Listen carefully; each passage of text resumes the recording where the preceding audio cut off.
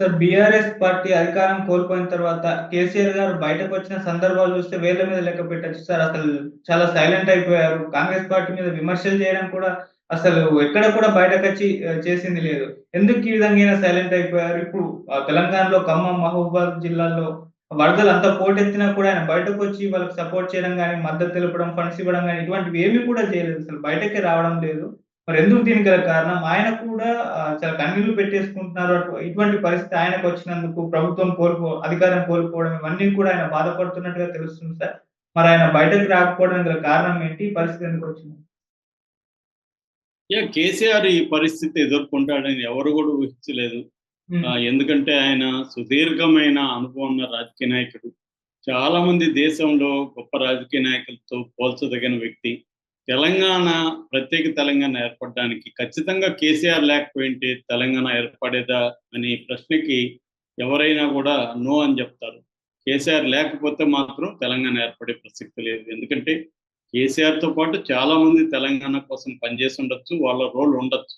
కానీ ఎక్కడో ఒక ఇంపార్టెంట్ కీ ఎలిమెంట్ ఎప్పుడైనా ఉంటది. ఆ ఎలిమెంట్ కేసీఆర్. కేసీఆర్ ఎక్కడ వ్యూహాలు కావచ్చు, ఆయన లాబియింగ్ కావచ్చు, అవన్నీ పనిచేశాయి. అనేక సార్లు రిజైన్ చేయడం కావచ్చు, తెలంగాణ సెంటిమెంట్‌ని రగిలించడంలో నిరంతరం ఆరిపోకుండా చూసుకోవడంలో ఆయన వ్యూహాలు కావచ్చు, ఇవన్నీ ఖచ్చితంగా పనిచేశాయి.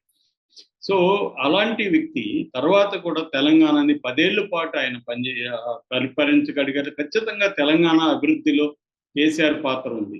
ఫర్ ఎగ్జాంపుల్ పవర్ కావచ్చు, ఒకప్పుడు ఉత్పత్తి అనేది తెలంగాణలో ఉండేది కాదు. ఆంధ్రప్రదేశ్‌లో ఉత్పత్తి, ఇక్కడ డిస్ట్రిబ్యూషన్ అనేది జరిగేది. అట్లాంటిది ఆయన అంధకారం అయిపోతుందేమో అని కిరణ్ లాంటోళ్ళు, కిరణ్ కుమార్ ఇట్లాంటోళ్ళు చెప్పినా కూడా దాని నుంచి త్వరలోనే ఆయన బయటికి మిగులు విద్యుత్ ఉన్న రాష్ట్రంగా మార్చేయగలిగాడు. అట్లాగే వాటర్ తెలంగాణలో ఏందంటే ఎక్కువగా భూములు నదికి ముఖ్యంగా గోదావరికి పైనుంటాయి. గో కాబట్టి గోదావరి నుంచి నీళ్లు తేవడం కష్టమనేది అందరూ చెప్పారు. అట్లాంటిది ఆయన ఆహ్, పంట మిగులు ఉత్పత్తి సాధించగలిగేట్టుగా లక్షలాది ఎకరాలు చేయగలిగారు. అంటే వాటర్, పవర్ ఇలాంటివి అట్లాగే సంక్షేమం కూడా అనేక వర్గాలకు ఆయన సంక్షేమం కూడా బ్రహ్మాండంగా తీసుకెళ్ళగలిగాడు. అట్లాగే హైదరాబాద్ నగరాన్ని అభివృద్ధి చేయడం కావచ్చు, పరిశ్రమలను తీసుకురావడం కావచ్చు, ఇవన్నీ కూడా కేసీఆర్ ఖచ్చితంగా ఆయన అనేక పాజిటివ్ అంశాలు కేసీఆర్‌లో ఉన్నాయి. అయినా కూడా ఎందుకు ఓడిపోయాడంటే 10 ఏళ్ళు అనేది సామాన్యమైనది కాదు. 10 ఏళ్ళు ఎంత పరిపాలించినా అన్ని వర్గాల్ని సాటిస్ఫై చేయలేవు. రెండోది ఆయన పని విధానంలో ఒక అహంకారపూరిత ధోరణి రావడం. దానివల్ల ప్రజలు లేకపోతే నాయకులు అందరూ ఇబ్బందులకు గురి కావడం. ఈ అహంకారాన్ని మనం బుద్ధి చెప్పాలన్న ధోరణి కలగడం. అనేక మంది ప్రజాస్వామ్యవాదుల్ని, తెలంగాణ వాదుల్ని కూడా ఆయన ఇబ్బంది పెట్టడం. తను ఒక రాజులాగా నాకు నచ్చితే నిన్ను అందలో ఎక్కిస్తాను, నాకు నచ్చకపోతే నిన్ను బొందలో తొక్కేస్తాను అన్నట్టుగా ఆయన బిహేవ్ చేయడం. ఇలాంటి అనేక కారణాలతో కేసీఆర్ ఓడిపోయారు. కానీ రాజకీయ నాయకులకు ఓటమి, విజయం అనేది కొత్త కాదు. కేసీఆర్‌కి కూడా కొత్త కాదు. కానీ నిజానికి కేసీఆర్ రోల్ బలంగా ఉంది ఇప్పటికి కూడా. ఎందుకంటే కేసీఆర్ లాంటి సీనియర్ నాయకుడు, అనుభవజ్ఞుడు, తెలంగాణ అణువణువు ఆయనకు తెలుసు. అలాంటి వ్యక్తి సైలెంట్ అయిపోయాడు. యాక్చువల్‌గా బిగినింగ్‌లో ఆయనకి యాక్సిడెంట్ జరగడం, కాలు ఆహ్, దె దెబ్బ తగలడం, దాని తర్వాత ఆయన కొద్ది రోజులు రెస్ట్ తీసుకున్నాడు. మళ్ళీ రైతులకు సంబంధించి ఆయన ఉద్యమాల్లో పాల్గొంటున్నట్టుగా కనిపించాడు. సో, ఆ తర్వాత ఆయన సైలెంట్ అయిపోయాడు. ప్రధానంగా ఏందంటే ఆయన అసెంబ్లీకి రాకపోవడం పెద్ద తప్పు. అసెంబ్లీలోకి వచ్చి ఎదుర్కొనుంటే కేసీఆర్‌కి చాలా పెద్ద మైలేజ్ వచ్చుండేది. ఎందుకంటే రేవంత్ రెడ్డి ప్రభుత్వం చాలా విషయాల్లో ఫెయిల్ అయింది. ముఖ్యంగా 6 గ్యారంటీల విషయంలో ఫెయిల్ అయింది. తర్వాత రకరకాల పిచ్చి స్కామ్‌లు తీసుకురావడం. రేవంత్ రెడ్డి ప్రభుత్వం మీద అనేక విషయాల్లో వ్యతిరేకత బలంగా పెరిగింది. దాన్ని కేసీఆర్ బలంగా క్యాచ్ చేసుకోవడంలో, ప్రజల వైపు నిలబడడంలో కేసీఆర్ ఫెయిల్ అయ్యారు. సరే, మధ్యలో ఆయన కొన్ని చేసిన తప్పుల వల్ల కవిత జైలుకి పోవాల్సి రావడం, ఆమెని విడిపించుకోవడంలో ఆయన నిస్సహాయ పరిస్థితి బయటికి రావడం, ఇవన్నీ కూడా చూసాం. ఒక్కోసారి ఏందంటే నేను చాలా సార్లు చెప్తుంటా, ఏ వ్యక్తికైనా 2 రకాల పరిణామాలు ప్రధానం. ఒకటి ఇంటర్నల్, రెండోది ఎక్స్‌టర్నల్. ఇంటర్నల్‌గా నీ శక్తి సామర్థ్యాలు, నువ్వు ఎక్స్‌టర్నల్ సిట్యుయేషన్‌తో ఎలా డీల్ చేస్తున్నావు, ముందస్తుగా ఎలా ఊహించి చేస్తున్నావు, ఇవన్నీ ఇంపార్టెంట్.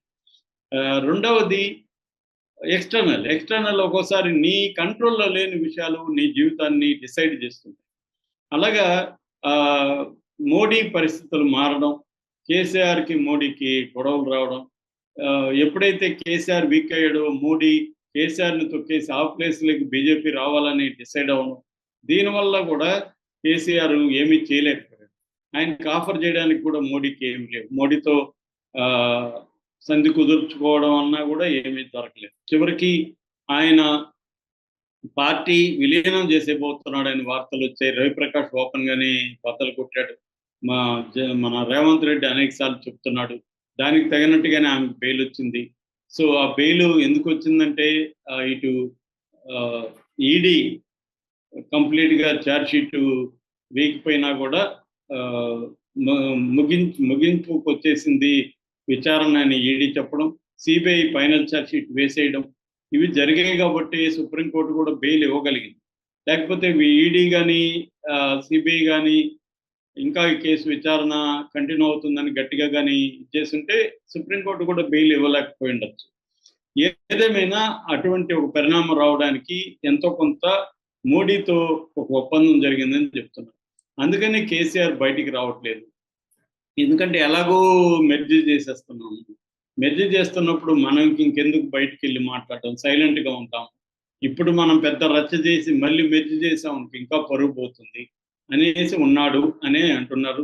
ఈ పరిస్థితికి ఆయన కూడా చాలా బాధపడుతున్నాడని, ఫామ్ హౌస్‌లో కన్నీళ్లు పెట్టుకున్నాడని వార్తలు బయటకొస్తున్నాయి.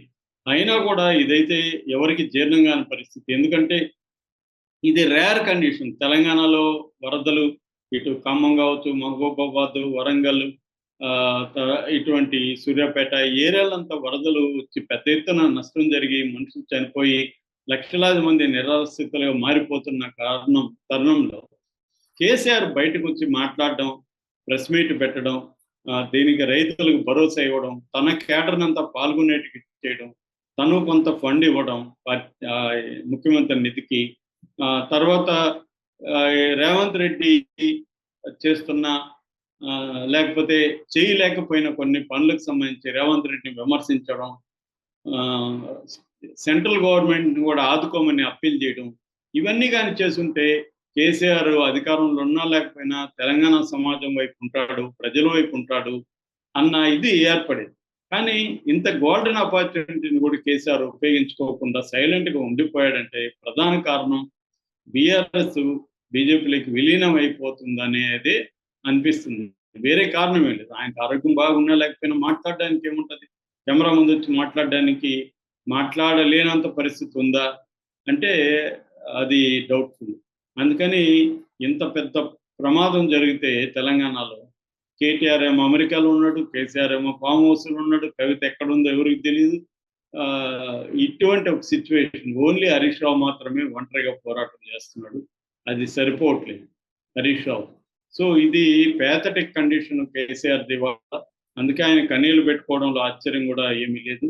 ఎందుకంటే ఆయన రాజకీయ భవిష్యత్తు ఇంకా శూన్యమేనా అన్నది వినిపిస్తుంది.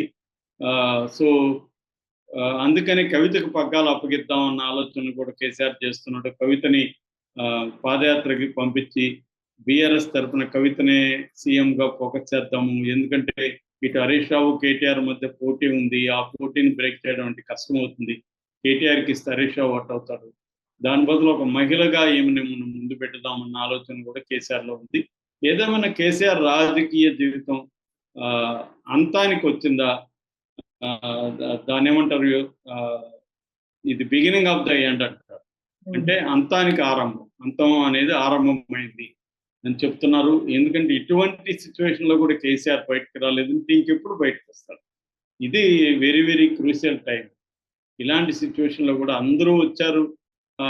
ప్రతి ఒక్కరు సినిమా వాళ్ళు కూడా తెలంగాణకి, ఆంధ్రాకి 2 వైపులా ఫండ్ ఇస్తున్నారు నిధులకి. ఒక పక్క రేవంత్ రెడ్డి సరిగ్గా పనిచేయలేదని ఈరోజు కేంద్ర ప్రభుత్వం కూడా రెస్పాండ్ అయింది. మేము హెలికాప్టర్లు ఇచ్చాము, అదేం చేశావు? కనీసం మాకు రిపోర్ట్ ఇవ్వట్లేదు నువ్వు. ఏం జరుగుతుందని సీఎస్‌కి హోంశాఖ నుంచి లెటర్ వచ్చిందని చెప్తున్నారు. ఇటువంటి కండిషన్‌లో కేసీఆర్‌కి ఇది బలమైన టైం. కేసీఆర్, కవిత, కేటీఆర్, హరీష్ అందరూ గాని ఇన్వాల్వ్ అయ్యిండి గాని దీంట్లో దిగి ఉంటే ఖచ్చితంగా బీఆర్ఎస్‌కి మంచి పేరు వచ్చిండేది. ఇటువంటి క్రైసిస్ సిట్యుయేషన్‌లో కేసీఆర్ ప్రజల వైపు నిలబడి పోరాడాల్సిన అవసరం ఉంటే